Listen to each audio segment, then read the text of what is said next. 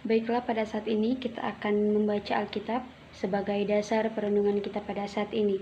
Dan pembacaan Alkitab kita pada saat ini terdapat di dalam Matius 6 ayat 5 sampai ayatnya yang ke-15 yang berjudul Hal Berdoa. Dan apabila kamu berdoa, janganlah berdoa seperti orang munafik. Mereka suka mengucapkan doanya dengan berdiri dalam rumah-rumah ibadat dan pada tikungan-tikungan jalan raya supaya mereka dilihat orang.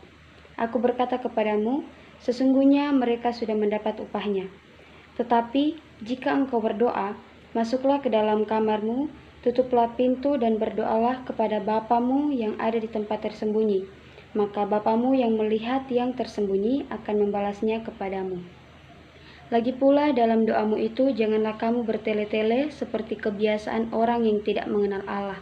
Mereka menyangka bahwa karena banyaknya kata-kata, doanya akan dikabulkan.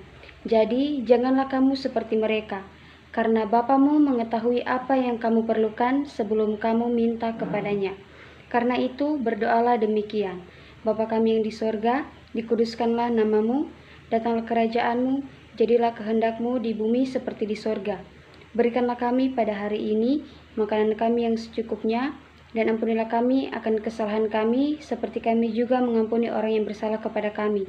Dan janganlah membawa kami ke dalam pencobaan, tetapi lepaskanlah kami daripada yang jahat. Karena Engkau yang punya kerajaan dan kuasa dan kemuliaan sampai selama-lamanya. Karena jikalau kamu mengampuni kesalahan orang, Bapamu yang di sorga akan mengampuni kamu juga. Tetapi jikalau kamu tidak mengampuni orang, Bapamu juga tidak akan mengampuni kesalahanmu. Demikian jauh pembacaan Alkitab kita pada saat ini. Kita masuk dalam perenungan, dan tema perenungan kita pada saat ini yaitu nasihat tentang berdoa. Injil Matius menunjukkan bahwa Yesus memanggil Israel tidak hanya kepada pertobatan, tetapi juga untuk melakukan perbuatan-perbuatan baik. Ia mendorong Israel supaya ingin melakukannya, sedia menanggung derita karena melakukannya, dan membuat pelaku-pelakunya diberkati. Inilah inti kabar baik yang dikabarkan oleh Matius. Penulis Injil ini didefinisikan adalah seorang Kristen Yahudi yang hidup di Syria. Hal ini tidak dapat dipungkiri jika mencermati karakteristik pembahasan dalam penulisan Injil ini yang sangat bernuansa keyahudian. Injil Markus ditulis antara tahun 50 dan 58 Masehi, sedangkan Injil Matius ditulis antara tahun 60 dan 65. Memang Rasul Matius adalah seorang yang banyak mengumpulkan bahan-bahan tentang kehidupan Yesus, tapi didahului oleh Markus dalam menulis kitab Injil. Nah, saudara-saudara yang dikasihi oleh Tuhan Yesus Kristus, dalam gereja tertentu, kata yang dipakai untuk doa mengandung arti melafal kata-kata. Nah, di tempat lain artinya meminta-minta. Sebaiknya kita menghindari kata yang mengandung pengertian seperti itu. Lebih baik kita menggunakan kata yang berarti berbicara kepada Allah atau bercakap-cakap dengan Allah. Hendaknya kita sebagai orang yang percaya, di saat kita berdoa kepada Tuhan, kita tidak seperti orang munafik atau orang-orang yang suka berpura-pura. Artinya orang yang suka berdoa dengan cara berdiri di dalam rumah-rumah ibadat dan di sudut-sudut jalan untuk dilihat banyak orang. Ketika kita berdoa, hendaknya kita masuk ke dalam kamar, menutup pintu seperti yang tertulis di ayat 6 tadi. Nah, dalam berdoa, hendaknya kita jangan bertele-tele. Bertele-tele di sini artinya berbicara terbata-bata, terputus-putus, atau mengulang-ulang perkataan yang sama. Janganlah kita seperti orang-orang yang tidak percaya kepada Allah, yang menganggap bahwa dengan banyaknya kata-kata yang kita ucapkan, doa yang kita sampaikan akan dikabulkan Allah. Jadi, janganlah kita sama seperti mereka yang berdoa dengan bertele-tele, tetapi hendaknya kita tetap percaya kepada Allah, karena Allah kita mengetahui apa yang kita perlukan sebelum kita meminta kepadanya. Dalam ayat 9 dituliskan, "Karena itu berdoalah demikian."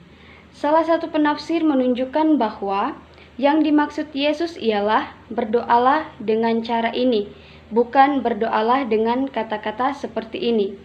Jadi, berdasarkan penafsiran tersebut, maka bagian ini dapat diterjemahkan menjadi, jika engkau berdoa, berdoalah seperti cara ini. Doamu sebaiknya seperti ini, atau jika engkau berdoa, sebaiknya engkau berdoa seperti ini. Berdasarkan apa yang tertulis pada ayat 9, bisa kita lihat dan pahami bahwa ketika kita berdoa harus berdasarkan apa yang tertulis dalam firman Tuhan. Karena itulah yang dituliskan oleh kitab suci. Jika berdoa adalah sebuah kesempatan untuk berbicara dengan Tuhan, maka hendaklah kita pun menyadari bahwa keagungan Dia tidak terletak pada panjang atau bertele-telenya kata-kata, tetapi lebih pada makna dan kedekatan ungkapan doa itu dengan hidup dan pergumulan batin kita. Yang dibutuhkan dalam berdoa adalah hati. Karena itu, keterbukaan hati dan kepasrahan diri kepada Tuhan adalah sikap yang paling utama dalam berdoa.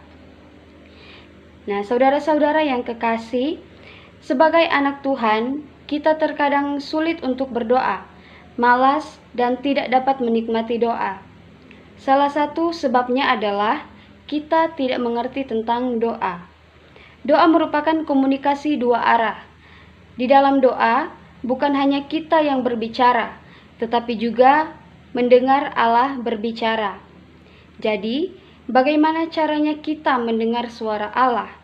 Yang pertama, mendisiplinkan diri kita untuk bersekutu dengan Allah secara pribadi. Yang kedua, mempelajari firman Tuhan dengan saksama. Lewat firman-Nya, kita bisa mengerti apa yang Allah kehendaki bagi kita.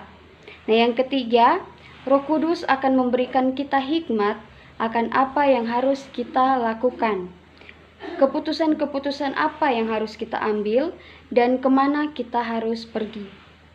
Roh Kudus akan mengajarkan kita segala sesuatu, kebenaran dan penghakiman, serta memimpin kita kepada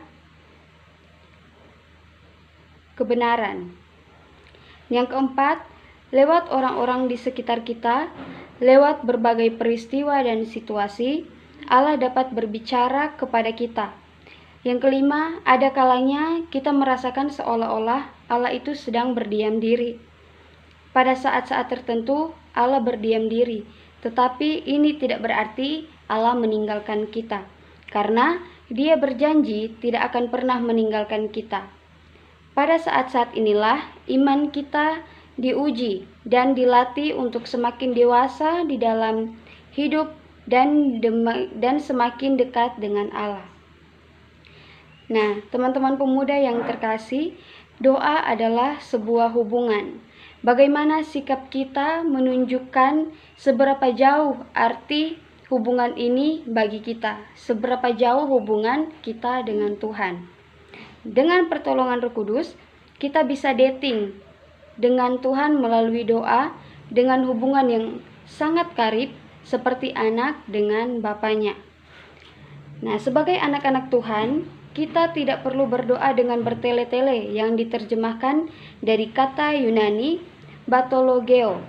Hendaknya kita berdoa dengan bahasa yang sederhana, seperti anak yang sedang berbicara dengan bapaknya. Tetaplah percaya bahwa Tuhan mengetahui apa yang kita perlukan. Nah, motivasi yang benar dalam berdoa akan membawa berkat, karena seringkali motivasi dalam berdoa, apalagi anak-anak muda, sering menyalahartikan motivasi berdoa. Nah, jika yang kita cari di dalam doa adalah Allah sendiri, kita akan mendapat segala kebaikannya. Hal ini tentu saja bukan berarti bahwa doa adalah alat untuk memanipulasi Allah. Allah sudah menetapkan bahwa salah satu cara untuk menerima anugerahnya adalah melalui doa yang tulus. Jadi ketika kita berdoa, kita harus mempunyai motivasi yang benar. Jika motivasi kita di dalam berdoa untuk mencari Allah dan kebenaran Allah, maka kita akan menerima kebaikan Allah dan mujizat-mujizat Allah. Tetapi itu bukanlah hal yang memotivasi kita untuk memanipulasi Allah dalam hal berdoa.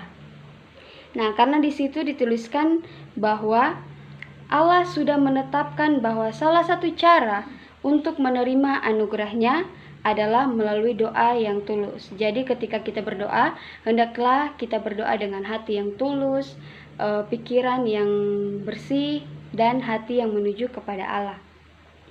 Dalam firman-Nya, Matius 6 ayat 6, saya akan bacakan kembali, tertulis bahwa jika engkau berdoa, masuklah ke dalam kamarmu, tutuplah pintu, dan berdoalah kepada Bapamu yang ada di tempat tersembunyi, maka Bapamu yang melihat yang tersembunyi akan membalasnya kepadamu.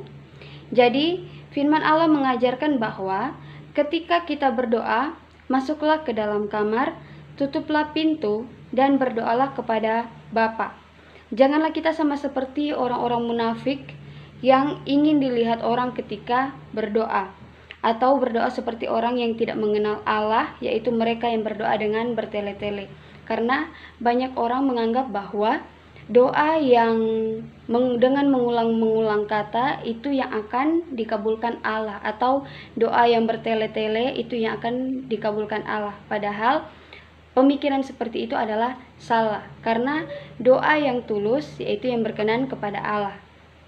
Nah, doa yang benar yaitu ketika kita berdoa dengan hati yang tulus, pikiran dan hati yang tertuju kepada Bapa, dan iman yang besar bahwa setiap doa yang kita panjatkan akan terjawab sesuai dengan waktu dan kehendak Tuhan, bukan sesuai dengan waktu dan kehendak kita manusia.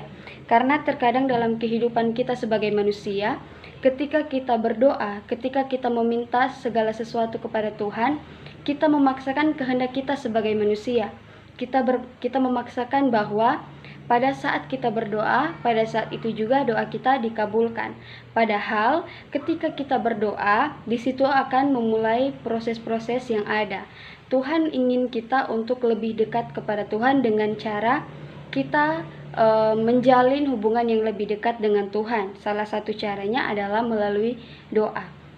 Jadi teman-teman pemuda yang kekasih, di sini diajarkan bahwa ketika kita berdoa, hendaklah kita berdoa dengan hati yang tulus, pikiran dan hati yang menuju kepada Bapa, dan iman yang besar bahwa segala sesuatu yang kita doakan, segala sesuatu yang kita minta, pasti akan dijawab oleh Tuhan sesuai dengan waktu dan kehendak Tuhan, bukan sesuai dengan waktu dan kehendak kita manusia. Semoga demikian. Tuhan Yesus memberkati. Amin.